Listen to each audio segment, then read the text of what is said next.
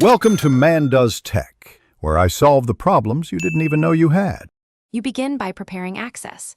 Enable developer mode in settings so you can copy ID, and make sure you have the correct server permissions like Manage Server or View Audit Log. Once done, open the server's audit log and the member list simultaneously. This lets you cross-reference events. You do this because Discord Records disconnects indirectly through audit entries and connection logs, so having both views ready speeds identification and avoids chasing irrelevant events.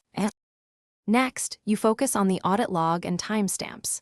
Filter by actions like kick, ban, or member update, and align those entries with the exact time you were disconnected. Small clock differences matter. Once you identify candidate entries, expand them to reveal the moderator and reason. Make sure to copy entry ID and take screenshots. These are your proof if you need to appeal or ask a moderator. This step narrows possible causes quickly and points to who Finally, confirm your finding by contacting the listed moderator calmly and showing the timestamp and screenshot. Ask for clarification. If the audit log shows no human action, check moderation bots or third-party bot logs.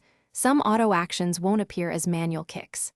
If you still can't find the cause, collect the ID and file a Discord support ticket with evidence.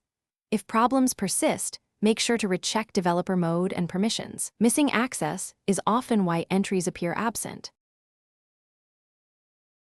Thanks for watching. If you found this helpful, don't forget to like and subscribe.